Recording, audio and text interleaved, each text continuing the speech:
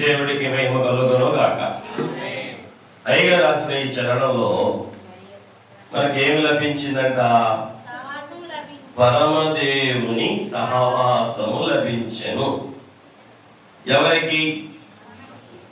మనకి. ఉదయ కాలమున మనం మహిమ బాలుడిగా వచ్చిన వాని పేరు ధ్యానం చేశాం. ఆయన పేరేంటి? ఇమ్మానుయేలు. ఆ పేరుకు అర్థం ఏంటి? దేవుడు మనకు తోడు. మరి మనకి ఎలా తోడుగా ఉండడానికి వచ్చాడో పొద్దున మనం జ్ఞాపకం చేసుకున్నాం. అవునా కాదా? ఎలా తోడుగా ఉండడానికి వచ్చాడు? మనతో సహవాసం చేయడానికి.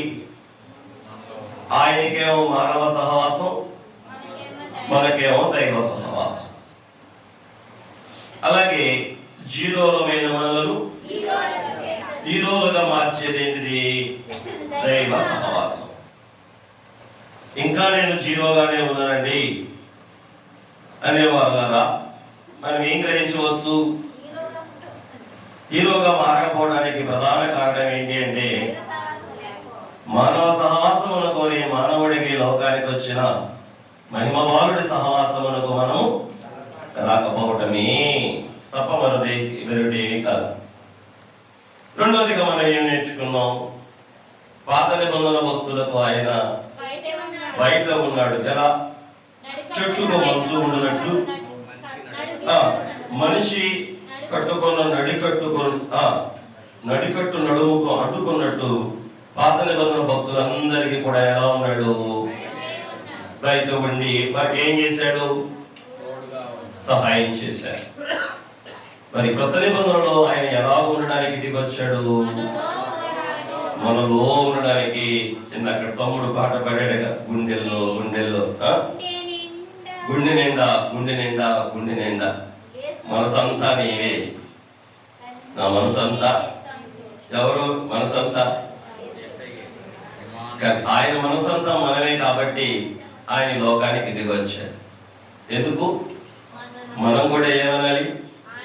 నా మనసంతా నీవే అని ఒకసారి. నా మనసంతా దేవుడికి మహిమ కలుగును గాక. మనలో ఉండి మనతో ఉండి మనకు సహవాసం చేయడానికే. ఆ సహవాసంలోనే ఏముంది మనకి? తోడు. ఏంటి? తోడు. రైట్. కొద్ది మనం చెప్పుకున్నట్లు ఆయన మనకి ఎలా తోడుగా ఉంటాడో, ఈ ఏడాది పొడుగునా మనకి ఎలా తోడుగా వచ్చాడో నేను మీకు జ్ఞాపకం చేస్తాను. ఇప్పుడు మనం చదువుకున్న యెషయా గ్రంథం 8వ అధ్యాయం 8వ వచనంలో మీకు 7:14లో కూడా ఏం కనబడింది? ఇమ్మానుయేలు అనే పేరు కనబడింది. ఇక్కడ 8:8లో కూడా ఏం కనబడుతుంది? ఇమ్మానుయేలు అని కనబడుతుంది. ఇక్కడ ఇమ్మానుయేలును దేనితో పోల్చాడు దేవుడు? పక్షి రాజుతో పోల్చాడు. ఎవరితో పోల్చాడు? పక్షి రాజుతో పోల్చాడు. పక్షి తన రెక్కలను విప్పినప్పటి వలె దాని రెక్కల వ్యాపకము నీ దేశ వైశాల్యమంతలను వ్యాపించును. కాబట్టి యోధా దేశములోనికి వచ్చి పరులు ప్రవహించును, అవి కుతుకల లోతులకును. ఇమ్మానుయేలు పక్షి తన రెక్కలు విప్పినప్పటి వలె దాని రెక్కలు వ్యాపకము నీ దేశ వైశాల్యమంతలను వ్యాపించును. ఇక్కడ మీరు గమనిస్తే ఈరోజు మన యొక్క సందేశం ఏంటంటే ఇమ్మానుయేలు పక్షిరాజు. ఏంటి? పక్షిరాజుతో ఎవరిని పోలుస్తున్నాము? ఇమ్మానుయేలు దేవుణ్ణి పోలుస్తున్నాం. ఎట్లా? మీకు అర్థమయ్యేలా చెప్తా. పక్షిరాజు అంటే మీకు తెలుసు కదా. ఏంటి పక్షిరాజు అంటే? ఈగల్, గద్ద. పక్షులలో రాజు అది, అందుకే పక్షిరాజు. మరి మీరు గమనిస్తే ఈ పక్షిరాజు ఉండే స్థలం ఎప్పుడు ఆకాశంలోనే ఉండదా? ఎత్తైన ఉన్నతమైన స్థలములలో ఉండే పక్షి. ఏ ఊర్లోనైనా గద్ద నివాసం ఉందంటే ఆ ఊర్లో ఎత్తు ఏది ఉంటే దాని మీద ఉంటుంది, అంటే ఉన్నతమైన స్థలములలో ఉండేది. మరి మన ఇమ్మానుయేలు కూడా ఎక్కడి వాడు చెప్పండి నాయనా? బాబు, ఎవరికి తోడుగా ఉన్నావు నువ్వు? కాసేపు దేవుడికి నాకు తోడుగా ఉండరా నాయన? మంచి పని చేస్తున్నావు. దేవుడికి మహిమ కలుగును గాక. ఎక్కడికి వచ్చాం?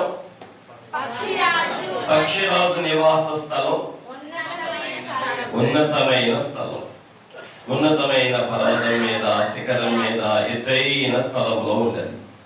మరి మరొకరికి ఇమ్మానుయేలుగా వచ్చిన యేసుక్రీస్తు మహిమబాలుడు ఉండే స్థలం అన్ని లోకములకు ఉన్నత లోకాన సన్నుతులు కన్నా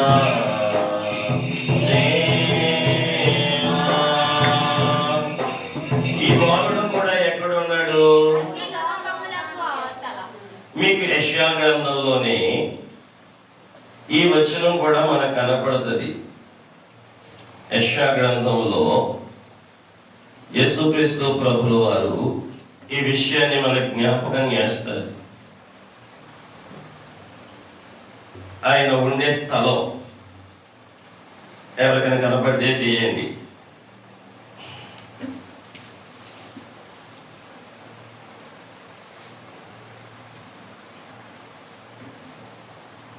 కనబడిందా? మీకు నేను చాలాసార్లు చెప్పాను.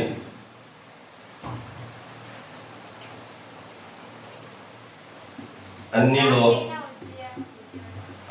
చదవండి.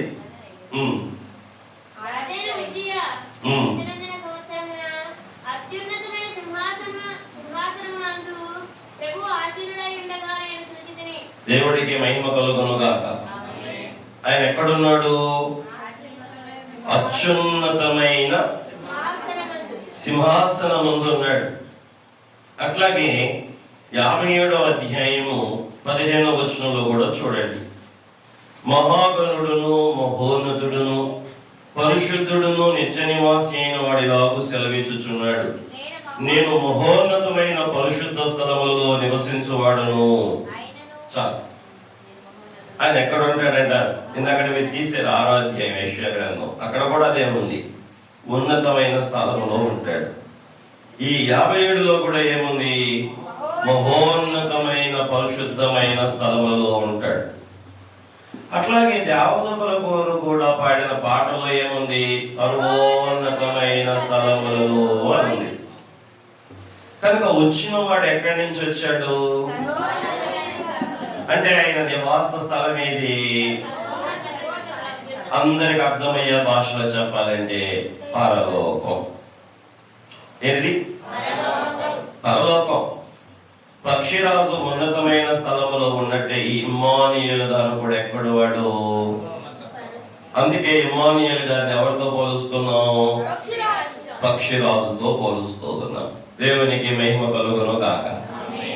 ఈ యెషయా గ్రంథం 8:8లో కూడా ఇమ్మానుయేలు పక్షి తన రెక్కలు విప్పినప్పటి వలె అని రాయబడింది. కనుక ఈ పక్షికి రెక్కలు ఉన్నట్లే ఈ ఇమ్మానుయేలు కూడా ఏమున్నాయి? రెక్కలు ఉన్నాయి. ఏంటి ఆ రెక్కలు?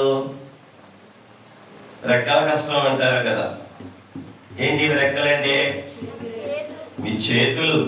పక్షులకి రెక్కల్లాగా, దేవదూతలకి రెక్కల్లాగా మనుషులకు మనకేమున్నాయి? రెక్కలు ఉన్నాయి, అంటే చేతులు ఉన్నాయి. కనుక ఈ ఇమ్మానుయేలు కూడా ఏమున్నాయి? ఈ మహిమ బాలుడు కూడా ఏమున్నాయి? దేవుడికి మహిమ కలుగును గాక. రైట్. దేవుని పక్షిరాజు అనగా ఇమ్మానుయేలుగా ఈ లోకమునకు వచ్చినటువంటి యేసుక్రీస్తు ప్రభుల వారిని గురించి మనం నేర్చుకుంటూ ఉన్నాం. మరి మీరు కనుక పరిశుద్ధ గ్రంథంలో చూస్తే మనకు 4 సువార్తలు ఉన్నాయి. మరి 4 సువార్తల్లో కూడా నలుగురు సువార్తికులు యేసు ప్రభువుని 4 రకాలుగా చూశారు. ఒకటి మత్తయి సువార్త.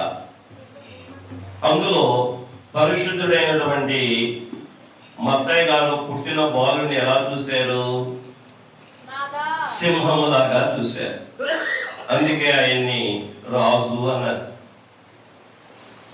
అట్లాగే మార్కు గారు కూడా క్రీస్తు ప్రభువులో ఎవరిని చూశారు? సేవకుడిని చూశారు. ఎవరిని? సేవకుడిని చూశారు. అందుకే ఆయన చేసిన ఎక్కువ అద్భుతాలు, స్వస్థతలు మార్కు సువార్తలోనే ఉంటాయి. ఆయన ఎక్కువ ప్రయాసపడ్డాడు అని.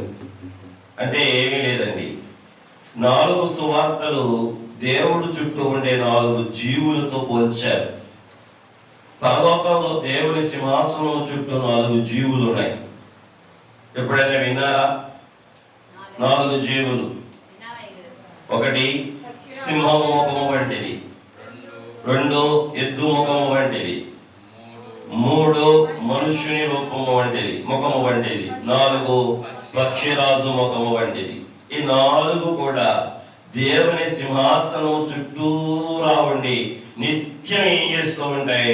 దేవుని స్తుతిస్తూ సకల సృష్టి అంతటి క్షేమం కొరకు దేవుని ఎదుట విజ్ఞాపన చేస్తూ ఉంటాయి. దేవుడికి మహిమ కలుగును గాక. కనుక సకల సృష్టికి క్షేమము కలుగుటకు ఆ 4 జీవులు ఏమై ఉన్నాయి? బాధ్యతను తీసుకుని బాధ్యత వహించి, మీరు చూస్తే ఈ 4 గుంపులోనే ఉంటారు. జంతువు, పక్షి, మనిషి. ఇంకోటి ఏముంది? దూడ. అంటే సాధువు జంతువు, క్రూర జంతువు, పక్షి, మనిషి. ఈ 4 కూడా సృష్టిలో ఉండే అన్ని జీవులకు ప్రతినిధులు. ఇవన్నీ కలిసి ఏం చేస్తున్నాయి? పైన అందరి కొరకు దేవుని ఎదుట ప్రార్థిస్తూ స్తుతిస్తూ ఉన్నాయి. సరిగ్గా ఆ 4 రూపాలతోనే 4 సువార్తలు పోల్చబడ్డాయి. మత్తయి సువార్త ఏమో సింహంతో పోల్చబడింది, మార్కు సువార్త ఏమో ఎద్దు ముఖముతో పోల్చబడింది, లూకా సువార్త ఏమో మనుష్యుని ముఖముతో పోల్చబడింది. అందుకే మనుష్య కుమారుడు అని లూకా గారు వాడతారు. అలాగే యోహాను సువార్త ఏమో పక్షిరాజు ముఖముతో పోల్చబడింది. ఈ 4టికి 4 సూచనలు ఉన్నాయి. సింహము యేసు ప్రభు రాజు అని చెప్తుంది. 2 ఎద్దు యేసు ప్రభువు సేవకుడు అని చెప్తుంది. 3 యేసు ప్రభువు అసలైన మనిషి అని చెప్తుంది. 4 పక్షిరాజు అనగా దేవుని కుమారుడు. పక్షిరాజు పైన ఎగురుతూ ఉంటది. ఈయన కూడా పైనుండి కిందకు దిగవచ్చిన వాడు. అందుకే యోహాను సువార్త 6వ వచనం ఏంటి? వాక్యం ఎక్కడుంది? ఆది ఎక్కడుంది? దేవుడికి మహిమ కలుగును గాక. పరలోకము నుండి వాక్యం ఎత్తుకున్నాడు. ఎవరు? యోహాను గారు. ఎందుకని? ఆయన ఎక్కడి నుంచి వచ్చాడు? దేవుడి దగ్గర నుంచి వచ్చాడు. ఎవరు? యేసు ప్రభుల వారు. పోయిన వారు చెప్పాక మీకు యోహాను గారికి యేసు ప్రభువుకి మధ్య వ్యత్యాసాన్ని తెలియజేయడానికి యోహాను సువార్త, లూకా సువార్త మొదటి అధ్యాయాలు రాయబడ్డాయని మీకు చెప్పాను. కాబట్టి యేసు ప్రభుల వారిని సువార్తికులు కూడా ఎలా చూశారు? పక్షిరాజుగా. దాంట్లో మొదటి ఉదాహరణ మనం చెప్పుకున్నాం. పక్షి ఎక్కడ ఉన్నది?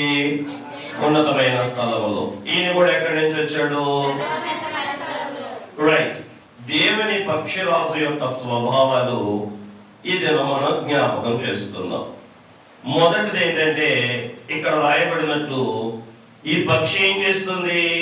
8:8లో తన రెక్కలను విప్పి ఆ రెక్కలను వ్యాపింప చేస్తూ ఉంది. మొదటి పని ఏంటి? రెక్కలను విప్పటం. రెండో పని ఏంటి? రెక్కలను. అట్లాగే మన పక్షిరాజు అంటే దేవుని పక్షిరాజు ఎవరు? ఈ ఇమ్మానుయేలు కూడా ఏం చేస్తూ ఉన్నాడు? ఆయన తన రెక్కలను విప్పి తన రెక్కలను ఏం చేశాడు? ఆయన వ్యాపింపజేశాడు. ఎక్కడండి, ఎప్పుడండి అన్న ప్రశ్న మనకు వస్తే ఈ 2023వ సంవత్సరం ప్రారంభం నుండి ఈ చివరి దాకా ఆయన రెక్కలను ఏం చేశారు? చాపారు. ఆయన రెక్కలను ఏం చేశారు? ఆయన రెక్కలను చాచి ఆయన చేసిన పని ఏంటండి అంటే, మీకు తెలుసు, మానవులుగా మనకు దేవుడు ఏమిచ్చాడు? స్వేచ్ఛ ఇచ్చాడు. జాషువా కూర్చో, ఇక్కడే వాటర్ బాటిల్ ఇక్కడే ఉంది. మానవుడిగా దేవుడు మానవుడికి ఏమిచ్చాడంటే స్వేచ్ఛనిచ్చాడు. ఆ స్వేచ్ఛను మానవుడు 2 విధాలుగా వాడుకోవచ్చు. ఒకటేంటి, యథేచ్ఛకు వాడొచ్చు. రెండేంటి, స్వామితంత్రము కొరకు వాడొచ్చు. మానవుడికి దేవుడిచ్చిన స్వేచ్ఛను యథేచ్ఛకు వాడొచ్చు, స్వామితంత్రమునకు వాడొచ్చు. ఏంటి యథేచ్ఛ అంటే? తన ఇష్టానుసారంగా వాడుకోవచ్చు. దేన్ని? దేవుడిచ్చిన స్వాతంత్ర్యాన్ని. లేదు, ఇంకొక రకంగా వాడుకోవచ్చు. అది ఎలా? స్వామితంత్రం అంటే దేవుని చిత్తమునకు వాడవచ్చు. ఏదైనా తోటలో మీరు అవ్వ ఆదాములు చూడండి. అవ్వ గారికి ఆదాము గారికి కూడా దేవుడు ఏమిచ్చాడు? స్వేచ్ఛనిచ్చాడు. వారికి స్వేచ్ఛనిచ్చాడు కాబట్టి ఆ పండు కోసుకుని తినేటప్పుడు ఆయన ఏం చేయలేదు? ఆపలేదు. ఎందుకని ఆపలేదు? వాళ్ళకి స్వేచ్ఛ ఉంది. ఏం చేయడానికి? తినడానికి స్వేచ్ఛ ఉంది, తినకుండా ఉండడానికి స్వేచ్ఛ ఉంది. అయితే హవ్వ ఆదాము ఏం చేశారు? తమ స్వేచ్ఛను తన హృదయంలో ఉన్న ఇచ్చను నెరవేర్చుకోవడానికి ఉపయోగించారు. అంటే తమకిష్టం వచ్చినట్లు చేయడానికి తమ స్వేచ్ఛను ఉపయోగించారు. కానీ తమ స్వేచ్ఛను దేనికి ఉపయోగించలేదు? దేవుని ఇష్టము నెరవేర్చడానికి ఉపయోగించలేదు. మరి స్వాతంత్రము దేవుడు ఇచ్చినప్పుడు ఆ స్వాతంత్రమును బట్టి వారు ఏం చేశారు? స్వాతంత్రమును బట్టి యథేచ్ఛను అనుసరించి దేవుని చిత్తమును మీరి వారు మాట్లాడకూడని వారితో తినకూడని పండుని తిన్నారు. దేన్ని బట్టి? స్వేచ్ఛని బట్టి. ఈరోజు మనకు కూడా దేవుడు స్వేచ్ఛనిచ్చాడు. దేనికి స్వేచ్ఛనిచ్చాడు? నువ్వు ఏ పని చేయడానికి నీకు కూడా స్వేచ్ఛ ఇచ్చాడు. మా మేరీ కుమార్ అంటే వచ్చిందా? ప్రభువుకి మహిమ కలుగును గాక. అక్క చెల్లెలిద్దరు పక్కనే కూర్చున్నారు. సువర్ణ, మేరీ కుమారి, ప్రభువుకి స్తోత్రం. చక్కగా ఇద్దరు ఏ లోకానికి వెళ్ళారు? మంచిది. వారి స్వేచ్ఛను దేనికి ఉపయోగించుకుంటున్నారు? వాళ్ళ శరీరం చెప్పింది నువ్వు అలసిపోయావు, పడుకో అని. కాబట్టి వాళ్ళ యథేచ్ఛకు ఉపయోగించుకుంటున్నారు. మిగిలిన వాళ్ళు తమ స్వేచ్ఛను ఏం చేస్తున్నారు? స్వామి చిత్తమును కనుక క్రీస్తు ప్రభు చిత్తమునకు అప్పగించుకుంటూ ఉన్నారు. అయ్యా, కాబట్టి మీరు గమనించండి, నేను చెప్పాలనుకున్నది పోయింది, మళ్ళీ అది అందుకోవాలి. దేవుడికి మహిమ కలుగును గాక. రైట్. దేవుడు మనకు కూడా ఏమిచ్చాడు? స్వేచ్ఛనిచ్చాడు. కాబట్టి ఈ 2023వ సంవత్సరంలో దేవుడు మనకిచ్చిన స్వేచ్ఛను బట్టి వెళ్ళరాని చోటులకు మనము వెళ్ళినప్పటికీ ఏమన్నాను? వెళ్ళరాని చోట్లకి మనము దేని బట్టి? దేవుడిచ్చిన స్వేచ్ఛను బట్టి వెళ్ళకూడదు, కానీ వెళ్ళాం. కుమారండి, ఎక్కడికి వెళ్ళావు? గీత పక్కనే కూర్చున్నావు, గీత పక్కకే వెళ్తున్నావు. గీత అంటే ఆరుగా ఉండవు. ఎటైనా వెళ్తుంది. మరి నీవు ఆల్రౌండర్ కాదే, క్రీస్తు రక్తంలో కడగబడ్డావు, క్రీస్తు కొరకు సమర్పించబడ్డావు. రేపో మాపో ప్రభు వస్తే ఎగిరి వెళ్ళిపోతాం. కాబట్టి మన స్వేచ్ఛ ఏం చేయకూడదు. అయ్యా, ఈ 2023వ సంవత్సరంలో నువ్వు నాకు ఇచ్చిన స్వేచ్ఛను బట్టి ఎల్లకూడని చోట్లకు నేను వెళ్ళినప్పటికీ, ఇమ్మానుయేలు పక్షిరాజువైన నీవు నీ రెక్కలను విప్పి నీ రెక్కలను నేను వెళ్ళిన చోటకి కూడా వ్యాపింపచేసి ఆ వెళ్ళకూడని చోటికి వెళ్ళటం వల్ల వచ్చే కష్టమును నాకు రాకుండా నీవేం చేశావు? నీ రెక్క చాటున దాచి సురక్షితముగా ఉంచి ఈ సంవత్సరాంతమున నీ సాన్నిధ్యములోకి రాగలిగిన భాగ్యం అయ్యా అంటూ ఈ రోజు మనం ఏం చేయాలి? ఈ ఇమ్మానుయేలు పక్షిరాజుని స్తుతించాలి. ఎందుకని? నా స్వేచ్ఛను బట్టి ఏం చేశాను? నేను వెళ్ళవలసిన స్థలానికి వెళ్ళకుండా వెళ్ళరాని స్థలానికి వెళ్ళాను. వెళ్ళరాని స్థలమునకు వెళ్ళడం బట్టి నాకేం కలిగింది? కీడు కలిగింది, హాని కలిగింది, అపాయం కలిగింది. కానీ నాకు ఏ హాని అపాయం కలగలేదు. ఇంకా నిక్షేపంగా ఉన్నాడుగా నేను. పాస్టర్ గారికి తెలియకుండా వెళ్ళి వచ్చేసాను. ఎక్కడికి? నువ్వు కాదు, నువ్వు తెలియగలుగుతానివి అన్నిటికీ అంటావు. ఎక్కడికి వెళ్ళొచ్చు? మీ ఇంటికి వెళ్ళొచ్చు, మేడ మీదకి వెళ్ళొచ్చు. అవన్నీ ఏంటివి? ఒప్పుకో. అవన్నీ వెళ్ళగాని చోట్లకి వెళ్ళి రావటం. మరి అటువంటి సమయంలో రావలసిన హాని ఇంకా నేను సజీవురాలుగా ఉన్నానంటే కారణం నీ రెక్కలను విప్పి నీ రెక్కలను వ్యాపింపచేసి. ఎక్కడికి? నేను ఎక్కడికి వెళ్ళాను అక్కడి దాకా నీ రెక్కలను విప్పి చాచి ఏం చేసావు? నీ రెక్కల నీడలను ఉంచావు కనుక వేటగాడి నోటికి ఎద కాకుండా కాపాడావు. జలములు ప్రాణముతో నీళ్లను మింగివేయకుండా, జలములు నా మీదకు ప్రభావంగా వచ్చి నన్ను ముంచివేయకుండా ఏమి చాచి? నీ రెక్కలను చాచి. దేవుడికి మహిమ కలుగును గాక. ఈ 2023వ సంవత్సరంలో 365 రోజులు దేవుడు మనకిచ్చిన స్వేచ్ఛను మనం దుర్వినియోగం చేసుకుని మన ఇష్టానుసారంగా పోయిన ప్రతి చోటకి కూడా ఎవరు వచ్చారు?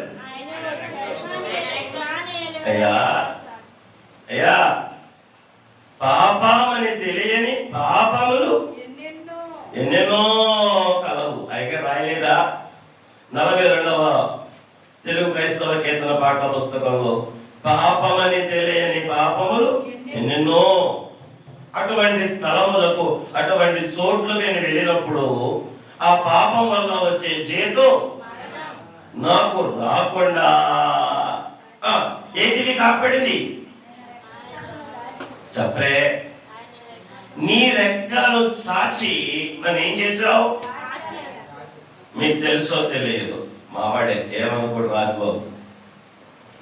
మా అమ్మాయి ఫంక్షన్ ఏర్పాటు చేసి, బాబు ఈరోజు ప్రార్థన ఉందరా, ఎక్కడికి వెళ్ళమాకండిరా, అందరు రండిరా, నేను ఒక్కడి నేను అంటే, నీకెందుకు నేను వచ్చేస్తా, తెల్లరేపటికి ఇంట్లో ఉంటా. ఎక్కడ? నీ ఇంట్లో ఉంటా. బా మా పెద్ద అబ్బాయి కదా అనుకుని వచ్చేస్తాడు అనుకున్నా.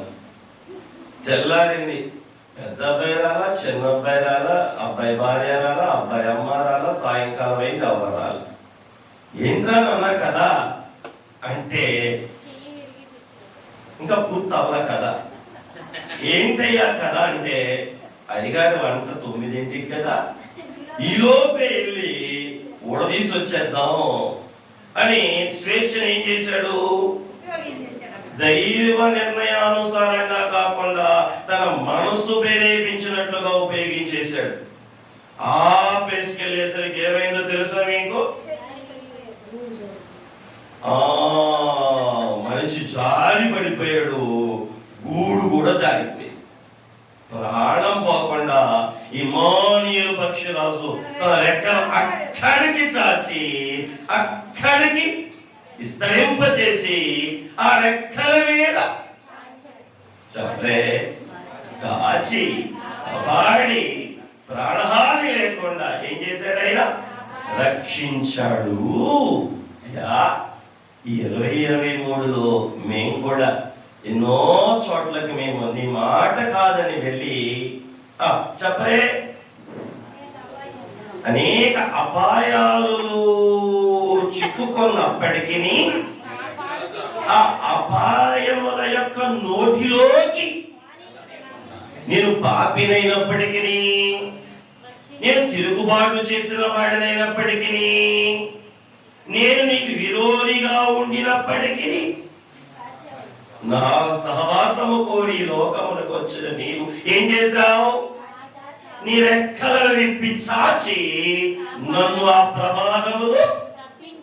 పొద్దున కూడా అమ్మగారు చెప్పింది కదా ఒక చక్కని సాక్ష్యం. ఏంటా సాక్ష్యం? నీటి మీద కాలేయలేదట, నీళ్ళను చూసి పక్కనే కాలేసిందట. కాలు సినిమా స్కిట్ లాగా ఏమైంది? ఆ మనిషి వచ్చి పట్టుకున్నాడు కాబట్టి, పట్టుకున్నప్పటికీ ఎన్నిసార్లు తిరిగిందట మనిషి చుట్టూ? 2 సార్లు తిరిగిందట.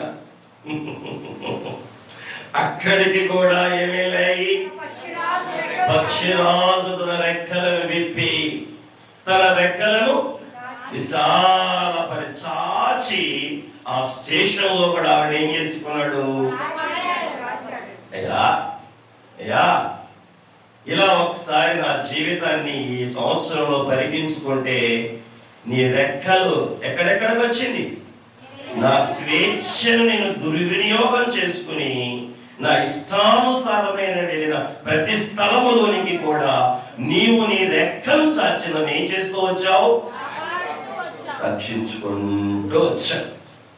అందుకే నేను ఇప్పుడు ఎక్కడ ఉండగలిగాను? దేవుడికి మహిమ కలుగును గాక. ప్రభు పరిశుద్ధ నామానికి మహిమ కలుగును గాక. రైట్, ఇది మీ మనస్సులో ఉంచుకోవాలి. ఉంచుకుంటారా? నేను ఎందుకు ఇలా ఉన్నాను గుళ్ళో అంటే? మంచోడ్నా? నీతిమంతుడినా? యథార్థంగా నడిచానా? అయ్యా కాదే, కేవలం నీ రెక్క చాచబడి నన్ను రక్షించింది కాబట్టే నేను ఇంకా సజీవుడిగా ఉండి నీ సన్నిధిలో ఉండగలిగానయ్యా. నీ రెక్కల భద్రతను బట్టి, నీ రెక్కల తోడును బట్టి, నీ రెక్కల నీడను బట్టి మీకు ఎన్నో వందనాలయ్యా. ఏం చేయాలి? ఈ పొద్దునే ఈ వాక్యం మాట్లాడుతూ ఒల్లూరుపాలెంలో ఉండే ఆ పెద్ద ఆయన ఎంతో కన్నీళ్ళ పర్యంతమైపోయి, యా ఈ సంవత్సరమే నేను మా అమ్మాయి గారింటికి వెళ్ళొస్తూ ఉంటే బస్సు అదుపు తప్పి బోధులోకి వెళ్ళిపోయింది. అక్కడ ఓ చిన్న మూడడ్డం రావటం వల్ల ఆ బస్సు బోధులో పడకుండా చాలా మంది బోధులో పడిపోతుందని కిటికీల్లో ఉండి ఉరికేశాను. నేను ముసలోని ఎటు ఉరుకుతాను, ఎటో ఉరకలేకపోయా. బస్సు ఇలా ఉంటే దాన్ని పట్టుకుని ఎలాడుతా ఉన్నాను. మీకు నేను కనపడేవాడిని కాదయ్యా. మీరు కొంచెం అంటే నాకు గుర్తొస్తుంది, ఆ త్రుటిలో ఆ మూడడ్డు వచ్చి ఏం చేసింది? అమ్మకేమో మనిషి వచ్చాడు, ఈయనకేమో మూడొచ్చింది. దేవుని యొక్క రెక్క చాచటమును బట్టి చెప్పరే సంవత్సరాంత ఆరాధనలో నేను చేరి ఆయన ఏం చేయగలుగుతున్నాను? దేవుడికి మహిమ కలుగునుగా.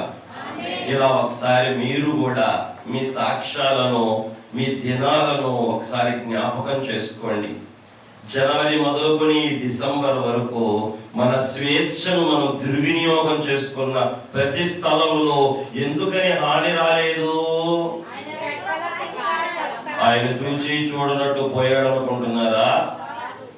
ఆయన పట్టించుకోలేదు అనుకుంటున్నారా? ఆయన చూచి చూడనట్టు పోలేదు, పట్టించుకోలేదు అనుకోమాకండి.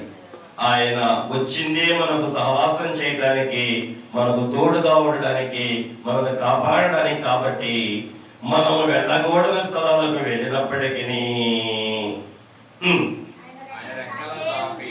రైట్. రెండవది నేను చెప్పాను చూస్తున్నారండి.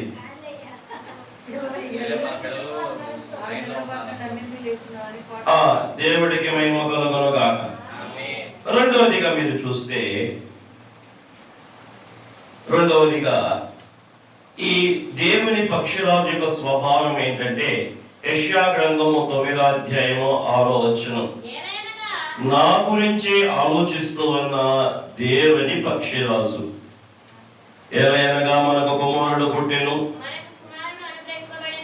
మనకు కుమారుడు అనుగ్రహింపబడెను, ఆయన భుజముల మీద రాజ్యభారం ఉండెను, ఆశ్చర్యకరుడు, ఆలోచనకర్త, బలవంతుడైన దేవుడు, నిత్యుడకు తండ్రి, సమాధానకర్తకు అధిపతి అని అతనికి పేరు పెట్టబడెను. రెండవది ఏంటంటే ఈ పక్షిరాజు యొక్క స్వభావం ఏంటంటే నా గురించి ఆలోచిస్తూ ఉన్నాడు. ఎవరి గురించి? అక్కడ మీకు ఏమని రాయబడింది? ఆయన బిరుదులో ఒక బిరుదేంటి? ఆలోచనకర్త. ఏంటి? ఎప్పటి నుంచి ఆయన నా గురించి ఆలోచిస్తున్నాడు? అనాది నుండి. ఆది కంటే ముందు, అనాది నుండి అని అనంతం వరకు. అది ఆనాది నుండి అనంతం వరకు ఆయన నా గురించి ఏం చేస్తున్నాడు? దేవుడికి మహిమ కలుగును గాక. ఈ పక్షిరాజు ఎవరండి అంటే జగత్తు పునాది వేయబడక పూర్వమే క్రీస్తునందు నన్ను దేవుడు ఏర్పాటు చేసుకున్నాడు. కాబట్టి నా గురించి ఆలోచన ఎప్పుడు మొదలైంది? జగత్తు పునాది వేయబడక మునిపే, అంటే అనాదిలో నుండి ఈ ఇమ్మానుయేలు పక్షిరాజు ఇక్కడ కూర్చున్న మనందరి గురించి ఏం చేస్తున్నాడు? ఎప్పటి నుంచి ఎప్పటిదాకా?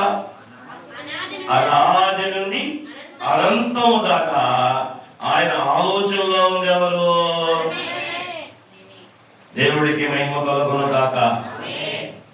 ఆయన మన గురించి ఆలోచించుచున్నాడు కనుక ఈరోజు ఆయన సన్నిధిని మనం ఏం చేయగలిగాం?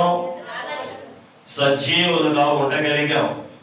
ఒకవేళ ఆయన, అందుకే ఆయన ఏమని రాశారు? మనము మట్టి వారము, 4వ పాటలో మనము మట్టి వారం అనొచ్చు. ఆయన ఏం చేస్తున్నాడు? జ్ఞాపకం చేసుకుంటున్నాడు, స్మరణ చేసుకుంటూ ఉన్నాడు. అంటే నిత్యము ఆయన ఆలాపన ఎవరి గురించి? మన గొప్పవారమా? మన స్వేచ్ఛ ఎప్పుడు కూడా దేనికి ఉపయోగించుకుంటాం? చెప్పలే, ఒకసారి చెప్పండి. మనం ఎటువంటి వారు? బైబిల్ ఏం చెప్పిందో తెలుసా మన గురించి? సమూయేలు 2వ పుస్తకము 14:14లో ఒలికిన నీళ్ళ వంటి వారం మనం. అంటే ఎత్తుకోవటానికి మరలా పనికిరాం. 14:14 సమూయేలు గ్రంథం, 2వ సమూయేలు గ్రంథం 14:14.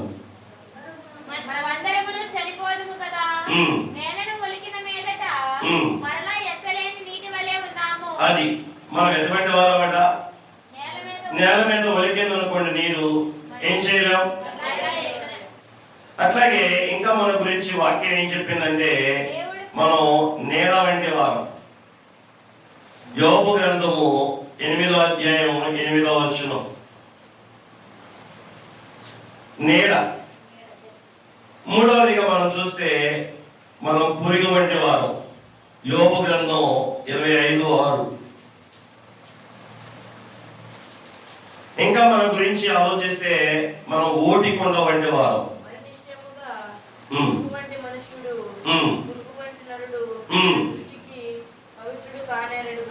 చూడండి, పురుగు వంటి తర్వాత పురుగు వంటి నరుడు.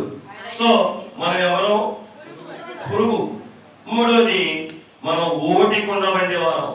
కీర్తన 31:12 రాయబడింది. మనం ఓటి కుండ.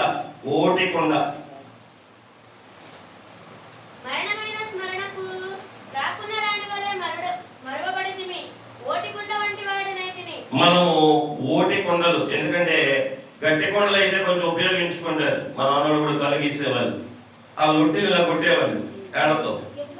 ఇలా కొట్టగానే దానికి అక్కడ బెజ్జం ఉంటే ఆ సౌండ్ వాళ్ళకి తెలిసిపోద్ది. దానికి ఓటు మొదలు వచ్చిందనుకోండి, దాన్ని పక్కన పడేసేస్తారు, దాన్ని పట్టుకోరు. అట్లాగే మానవ జీవితం కూడా ఎలాంటిది? ఓటి కొండ లాంటిది. మూడవదిగా మనం చూస్తే ఒట్టి ఊపిరి వంటిది. కీర్తన గ్రంథం 39:11. తర్వాత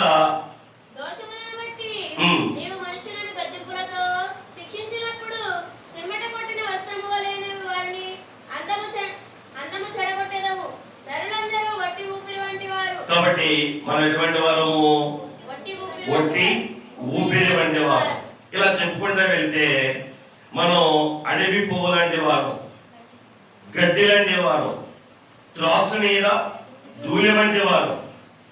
కాబట్టి నీటి ఆవిరి వంటి వారు. అంటే నేను చెప్పిన ఈ మాటల్లో ఏది కూడా అంత విలువైంది, అన్నీ కూడా చాలా తేలికపాటివి. ఇలాంటి వాటిని ఎవరు కూడా వీటి గురించి ఆలోచించరు.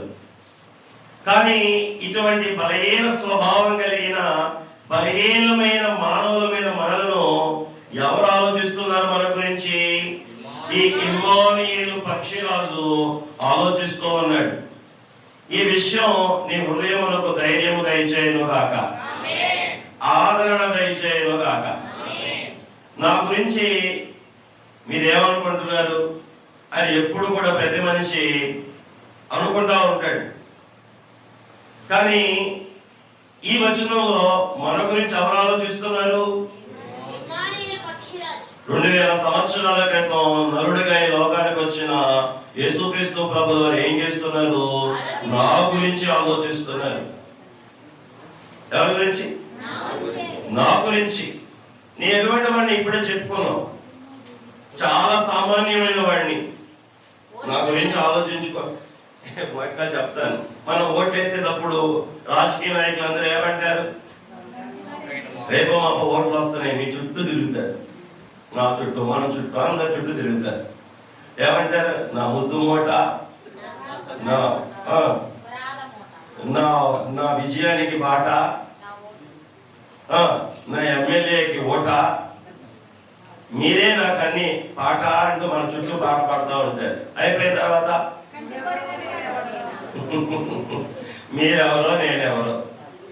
అయ్యా వందనాలయ్యా రోడ్డు మీద చెప్పినా కానీ కష్టమే గుర్తుపెట్టుకోవాలి.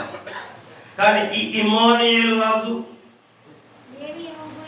ఓటి వారము, మట్టి వారము, పురుగు వంటి వారము, ఓటి కుండ వంటి వారము, త్రాసు మీద ధూళి వంటి వారము, గడ్డి వంటి వారము, ఊపిరి వంటి వారము, నీళ్ళ వంటి వారము, ఎంతలో కనపడి అంతలో మాయమయ్యే ఆవిరి వంటి వారము. అసలు ఏ పాటికి చూసినా ఏ విలువ లేని వారం. ఇటువంటి సామాన్యులు కాదు, అతి సామాన్యులమైన ఈ మానవుడిని ఈ మహిమ కలిగిన ఇమ్మానుయేలు పక్షిరాజు ఏం చేస్తున్నాడు? నా గురించి ఆలోచిస్తున్నాడు. ఎప్పటి నుంచి ఆలోచిస్తున్నాడు? అనాది నుండి ఆలోచిస్తున్నాడు. కాబట్టి 2000 సంవత్సరాల క్రితం నా రక్షణ కొరకు ఇమ్మానుయేలు లోకానికి ఎప్పటిదాకా ఆలోచిస్తున్నాడు? అనంతం వరకు ఆలోచిస్తున్నాడు. అందుకే నా కొరకు తన చర్మాన్ని చీల్చుకున్నాడు, చీల్పించుకున్నాడు, తన ప్రాణాన్ని పెట్టాడు. నా కొరకు మృత్యుంజయుడిగా దేవుడికి మహిమ కలుగును గాక.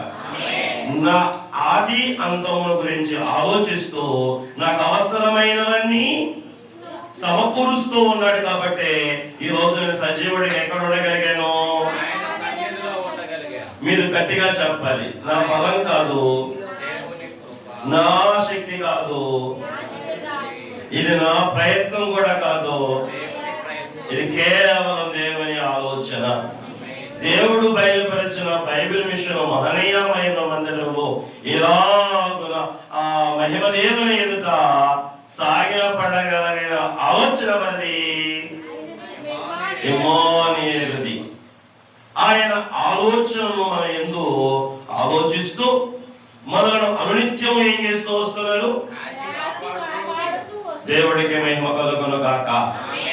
మూడవదిగా ఈ ఇమ్మానుయేలు దేవుని పక్షిరాజు మనకి చేసే పని ఏంటంటే యెషయా గ్రంథము 31వ అధ్యాయము 5వ వచనం, నన్ను కాపాడుచు విడిపించుచు తప్పించుచు నుండు పక్షిరాజు. పక్షి ఎగురుచు తన పిల్లలను కాపాడినట్లు సైన్యములకు అధిపతి యెహోవా యెరూషలేమును కాపాడును. దానిని కాపాడుచు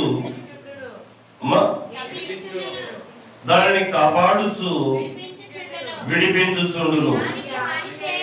దానికి హాని చేయక తప్పించుచు నుండును. పేజ్ నెంబర్ 594, యెషయా గ్రంథము 31వ అధ్యాయము 5వ వచనం. ఈ దేవుని పక్షిరాజైన ఇమ్మానుయేలు చేసిన పని ఏంటంటే, మూడో పని అంటే నన్ను కాపాడుచు 1, 2 విడిపించుచు, 3 తప్పించుచు నుండు పక్షిరాజు. మరి ఇందాక కీర్తన 124వ కీర్తన చదువుకున్నాం. అందులో ఇశ్రాయేలు దేవుడు ఏం చేశాడు? కాపాడుతూ ఉన్నాడు, విడిపించుతూ ఉన్నాడు, తప్పించుతూ వచ్చాడు. అట్లాగే ఈ 23వ సంవత్సరంలో వ్యాధుల నుండి ఆయనను కాపాడుచూ వచ్చాడు. తెలిసి తెలియని పాపముల నుండి నన్ను విడిపించుకుంటూ వచ్చాడు. సైతాను ఉచ్చులో నుండి నన్ను కీర్తన గ్రంథము 124వ కీర్తన 1వ వచనంలోను అలాగే 8వ వచనంలో కూడా ఈ మాటలు రాయబడ్డాయి. మనుషులు మన మీదకు లేచినప్పుడు యెహోవా మనకు తోడై ఉండని యెడల వారి ఆగ్రహం మన పైన రగుకొలినప్పుడు యెహోవా మనకు తోడై ఉండని యెడల వారు మనలను ప్రాణముతోనే మృంగివేయుదురు. 8వ వచనం, భూమి ఆకాశములను సృజించిన యెహోవా నామము వలననే మనకు సహాయము కలుగుచున్నది. ఏమి సహాయం? కాపాడబడే సహాయం, విడిపించబడే సహాయం, తప్పించబడే సహాయం. ఇదే వచనంలో, ఇదే అధ్యాయంలో వేటగాని పంటికి ఎరగాకుండా తప్పించాడు. అలాగే ఉచ్చులో నుండి, వేటగాని ఉచ్చులో నుండి పక్షి తప్పించినట్టు ఈ 23వ సంవత్సరంలో మనందరినీ కూడా ఆయన ఏం చేశాడు? అవునంటారా కాదంటారా? చెప్పే సువర్ణ, ఓ సువర్ణ, ఈ సంవత్సరంలో ఎన్నిసార్లు టైఫాయిడ్ వచ్చి ఉంటది? ఈ మందిరంలో ఎవరికి రాలని సార్లు వచ్చింది నీకు. అందరికంటే ఎక్కువ మెలకుగా ఉండాల్సింది ఎవరో? కాపాడబడ్డావు. సువర్ణ అంటే ధనం అండి. ప్రభుకి మహిమ కలుగును గాక. ప్రభు పరిశుద్ధ నామానికి మహిమ కలుగును గాక. ఎవరికి రానండి సార్లు వచ్చింది టైఫాయిడ్ జ్వరం. ఎవరికి? మన సువర్ణ రాణికి. అలాగే ఎవరిని దర్శించాలని సార్లు ఎవరు దర్శించారు? ఆవిడ దేవుని యొక్క పక్షిరాజు దర్శించాడు. దర్శించి ఏం చేశాడు? కాపాడాడు, విడిపించాడు, తప్పించాడు. కాబట్టి తప్పించని ప్రాణం ఏం చేయాలి? మీకు తెలుసా? ఉచ్చులో నుండి తప్పించిన పెట్టేమైందో ఎటు వెళ్ళిపోద్ది? దేవుడి దగ్గరికి వెళ్తే ఇంకేరా బాబు, దేవుడికి నీకే అన్ని, దేవుడికి మహిమ నీకు దీవెన, ఇంకా నయ్యం. ప్రభుకి మహిమ కలుగును గాక. పక్షి ఉచ్చు నుండి తప్పించుకుంది అనుకోండి, మరుక్షణం పక్షి ఎక్కడ ఎగిరిపోద్దండి. దాని స్వేచ్ఛను దాని ఇష్టానుసారంగా వాడుకొని ఇంకెప్పుడు ఎప్పటికీ కనపడకుండా పారిపోద్ది. మరి దేవుడు కూడా 20-23 సంవత్సరంలో మనకు వచ్చిన వ్యాధులు, మనకు వచ్చిన బాధలు, మనకు వచ్చిన కష్టాలు, మన విరోధి అయిన అపవాది ఎవరిని మృంగుదమా అని గర్జించు సింహము వలె ఆడి పంటికి తరగకుండా మళ్ళీ ఏం చేశాడు? ఉచ్చులు, ఎన్ని ఉచ్చులు! ఇస్సాకు కొడుకైనటువంటి యాసావుకి ఎర్ర ఎర్రని చిక్కుడు గింజలో ఉచ్చు. ఆ ఎర్రగా ఉండేసరికి ఏసావుకి ఏమనిపించింది? మీకు నమ్ముతారో నమ్మరో, రేపు రాజుకి ఆ ట్రాక్టర్ మీదకి వెళ్ళే గొప్ప ఒక ఉచ్చు, ఒక ఎర్రగింజ ఎలా ఊది అట్టారా బాబు? ఫస్ట్ తారీఖు శనివారం వాయిదా ఎట్ట కడతా, ఎట్టపోతే 700 ఎట్ట అవుతాయి మళ్ళీ. ఒక ఉచ్చు, అదేంటిది? ఒక ఉచ్చు. ఆడవాళ్ళకేమో పుట్టిల్లో ఉచ్చు, ఆడవాళ్ళకేమో పుట్టిల్లో ఒక ఉచ్చు. అవును, ఈ ఉచ్చు అక్కడికి వెళ్తే ఇక రాదుగా, ఇక బిగించేసినట్టే. ఆరాధన లేదు, శుక్రవారం క్రమం లేదు, మంగళవారం క్రమం లేదు, ఆదివారం క్రమం లేదు, ఏ క్రమాలు అక్కడికి వెళ్తే అన్ని సరే. ఎక్కడికి వెళ్తే పెద్దోళ్ళకి లేదులేండి, చిన్నోళ్ళ సంగతి చెప్తున్నా. పుట్టింట్లో ఉచ్చు. ఇప్పుడు యవనస్తులకి సెల్ ఫోన్ ఒక ఉచ్చు, ఫ్రీ ఫైర్, పబ్జి ఒక ఉచ్చు, కేటీఎం బైక్ ఒక ఉచ్చు. మా తమ్ముడు కొత్త కొత్త పేర్లు చెప్తున్నారు. ఉచ్చులే ఉచ్చులు, ఎర్రలే ఎర్రలు. ఏం చేస్తాడు? అలా వేస్తాడు, ఇలా లాగాలని చూస్తాడు. అయితే ఈ 2023లో ఆత్మ తండ్రి ఇమ్మానుయేలు దేవుడు ఏం చేశాడు? కాపాడి విడిపించి తప్పించాడు. ఇప్పుడు తప్పకుండా ఈ చిలక ఏం చేయాలి?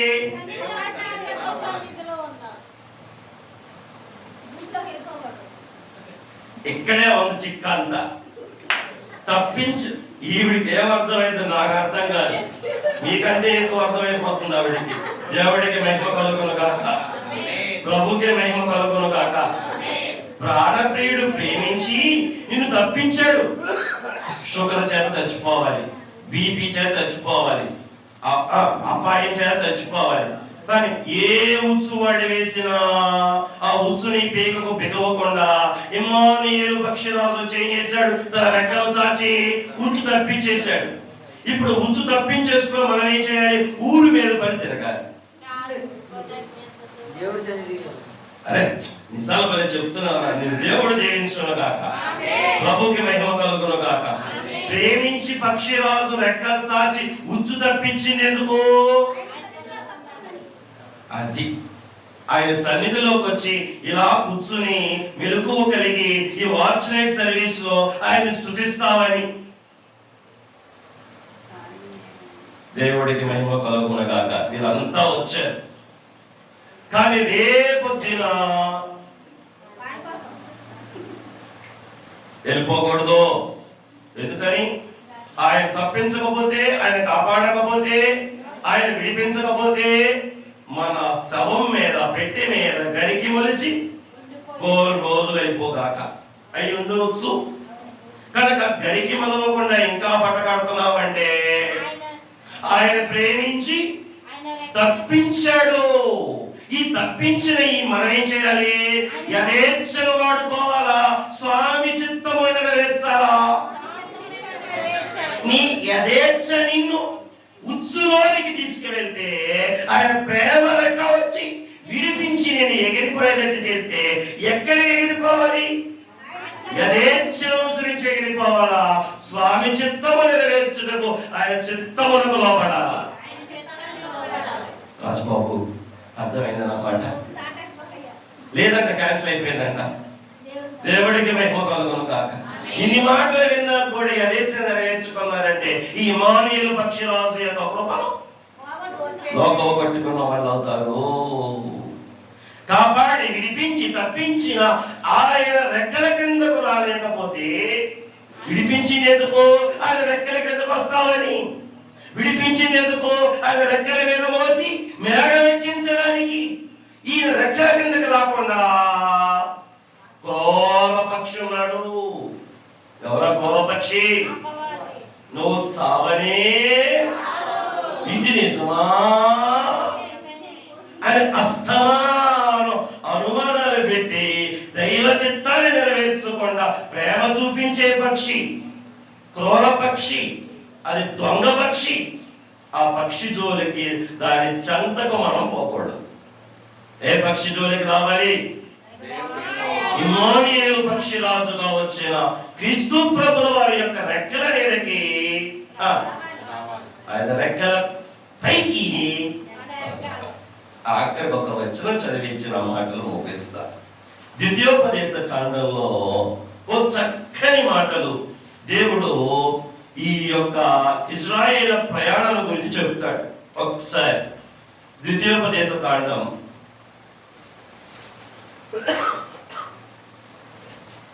కనబడిందా? ఓ పద్యంలో ఓ పాట అక్కడ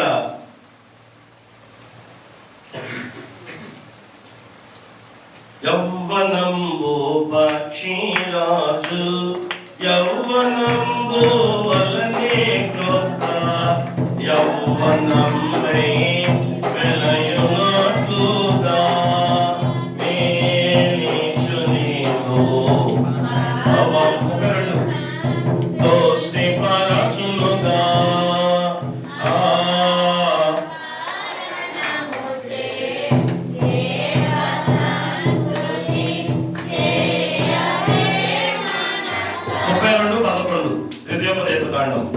పక్షిరాజు తన గూడును రేపి తన పిల్లలను పైన అల్లాడుచు రెక్కల చాపుకొని వాటిని పట్టుకొని తన రెక్కల మీద వాటిని మోయినట్లు యెహోవా నడిపించెను.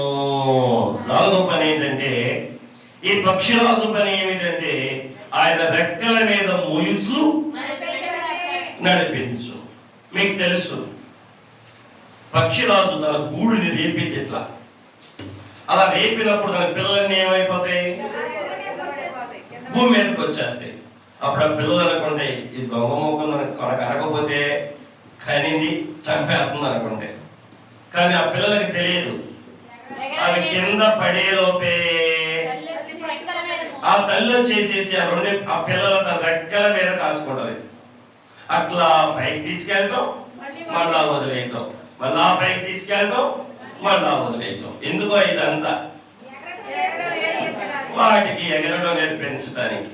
అట్లాగే ఈ ఇమ్మానుయేలు పక్షిరాజు కూడా ఈ 20-23 సంవత్సరము పొడుగునా మనం ఏం చేస్తూ వస్తున్నారు? మనల్ని ఆయన రెక్కల మీద మోయించు నడిపించుకొనుచు వచ్చారు. ఎక్కడ దాకా? ఆయన 24 దాకా.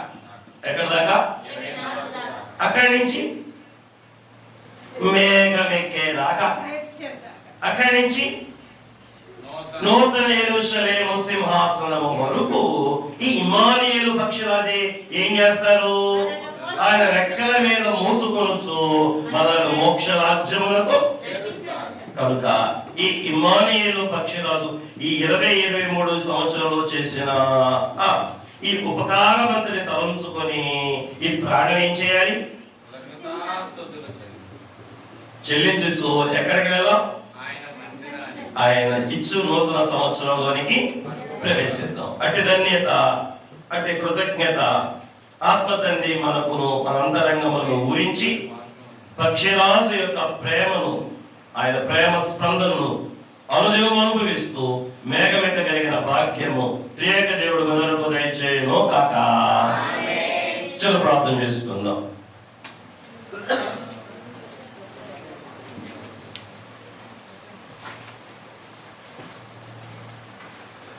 దయగల ప్రభువా, కృపగల తండ్రి,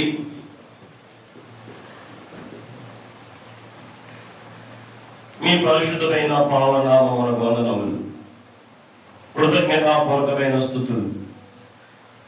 మీకే మహిమ, మీకే ఘనత, మీకే ప్రభావములు చెల్లిస్తూ ఉన్నాం. ప్రభువా, ఇమ్మానుయేలు అనగా దేవుడు మనకు తోడు. దేవుని పక్షిరాజుగా మీరు రెక్కలను విప్పి రెక్కలను చాచి ఈ 2023వ సంవత్సరం అంతా మా స్వేచ్ఛను మేము దుర్వినియోగపరుచుకుని వెళ్ళరాని చోట్లకు వెళ్ళును బట్టి అక్కడకు కూడా నీ రెక్కలను చాచి నీ కృపను విస్తరింపచేసి మమ్మల్ని నీ రెక్కల నీడలో కాచి హాని అపాయం రాకుండా భద్రపరిచిన తండ్రి, రక్షించిన తండ్రి, మీకు స్తోత్రములు. యా అనాది నుండి అనంతం వరకు నా గురించి ఆలోచిస్తూ పాపమును బట్టి పతనమైన నా బ్రతుకుని పరిశుద్ధపరచడానికి నీ రక్తములో కడిగి నన్ను పరిశుద్ధుడిగా చేసి నీ యొక్క నరసహవాసమును నాకు అనుగ్రహించి మానవుడైనను దైవ మానవుడిగా చేసి సంపూర్ణుడిగా నీవు కోరిన నిజ జీవము నాకు అనుగ్రహించాలని నిత్యము నా గురించి పరితపిస్తూ 24/7 24 గంటలు అయా 365 రోజులు నా గురించి ఆలోచించుచూ వచ్చిన తండ్రి, ఈ దినములను నీ సన్నిధిలో నిలబెట్టిన తండ్రి, మీకు స్తోత్రములు స్తోత్రములు స్తోత్రములు. నన్ను ఎలా కాపాడాలా, నన్ను ఎలా విడిపించాలా, నన్ను ఎలాగున దేవ రక్షించాలా, నన్ను ఎలాగున తప్పించాలా, నాకు ఎలాగున మేలు చేసి నన్ను మహిమలోకి నడిపించాలా అని ఎప్పటికెప్పుడు నా గురించి ఆలోచించుచూ ఉన్న ఇమ్మోనియేలు దేవా, మీకు స్తోత్రములు స్తోత్రములు స్తోత్రములు. అంత మాత్రమే కాదు, మీ రెక్కల పైన మమ్మల్ని మోసి ఈ ఏడాది 365 రోజులు కూడా మమ్మల్ని నడిపిస్తూ వచ్చారు. ఇశ్రాయేలును పక్షిరాజు తన పిల్లలను మోసినట్లు మిమ్మల్ని నా రెక్కల మీద మోసి మిమ్మల్ని ఇక్కడికి తీసుకుని వచ్చిన సంగతి మీరు ఎరుగుదురు కదా అని ఇశ్రాయేలుతో మీరు అన్నట్లే ఈ ఏడాదంతా కూడా నీ రెక్కల మీద మమ్మల్ని మోస్తూ వచ్చారు, ఇక్కడ దాకా తీసుకొచ్చారు. అందుకు మీకు స్తోత్రాలు. వ్యాధుల నుంచి కాపాడారు నాయన, ఇరుకు ఇబ్బందుల నుండి, తెలిసి తెలియని ప్రతి పాపము నుండి మమ్మల్ని విడిపించారు అయా. అపవాదైన సాతాను నోటిలో నుండి మమ్మల్ని తప్పించారు. అందులకు కూడా మీకు స్తోత్రములు స్తోత్రములు స్తోత్రములు. అయ్యా, నీ రెక్కల మీద మమ్మల్ని ఎక్కించుకొని ఈ నూతన యెరూషలేము యాత్రను నీ రెక్కలపై మాకు అనుగ్రహించిన తండ్రి, మీకు స్తోత్రములు. మహామహిమతో మేఘారుడిగా షకీనా మేఘల మీద పెళ్లి కుమారుడుగా ఆగమనవరుడుగా మీరు రాబోతుండగా భూమి మీద నన్ను అయ్యా ఆరోహణ వధువుగా నీ రెక్కల చాటున మమ్మల్ని తయారు చేసి మమ్మల్ని పొదిగి మీ పరిపూర్ణ రూపాన్ని మాకు ఇచ్చి నీ రెక్కల మీద మమ్మల్ని వేగమెక్కించగోరుతున్న తండ్రి, మీకు స్తోత్రములు. నువ్వు చూపించిన మీరన్నిటికీ కృతజ్ఞతలు చెల్లిస్తూ ఉండగా ఈ మస్తుతి స్తోత్రములు మీ సన్నిధికి చేర్చుకుని మీరే మహిమ, మీరే ఘనత, మీరే ప్రభావం పొందుకోనమని మా బిడ్డల యొక్క అంతరంగ కృతజ్ఞత ఓటును అంగీకరించమని ఈ ఏడాది ఎలాగున మీరు మీ రెక్కలను చాచి వాటిని వ్యాపింపచేసి మమ్మల్ని సంరక్షించారో రాబోయే ఏడులో కూడా ఆల్ఫా నేనే ఓమేగా నేనే అన్నారు కనుక మీ రెక్కల నీడన మీ రెక్కల చాటున మమ్మల్ని భద్రపరిచి రక్షించి విడిపించి కాపాడి అయ్యా తప్పించి రెక్కల మీద మోసి రెచ్చరుగా ఆయత్తపరచబడి పెళ్లి కుమారుడుగా వచ్చుచూ ఉన్న మా కొరకు ఇమ్మోనీయులు మహిమవారుడుగా బయలుపడిన యేసుక్రీస్తు ప్రభువు వారి పరిశుద్ధ నామమున ఈ ప్రార్థనలు సమర్పించి వేడుకుంటూ ఉన్నాం. మా ప్రియమైన మా పరలోకపు తండ్రి, ఆమేన్. రైట్. దేవునికి మహిమ కలుగును గాక. ప్రభు పరిశుద్ధమైన నామానికి మహిమ కలుగును గాక. మోకరిద్దాం. మధ్యరాత్రి ఆరాధన ఇంకొన్ని నిమిషాల్లో మనందరం కూడా నూతన సంవత్సరంలోనికి వెళ్ళబోతున్నాం కనుక మన ఆత్మీయ జనుకులు మనకు రాసిన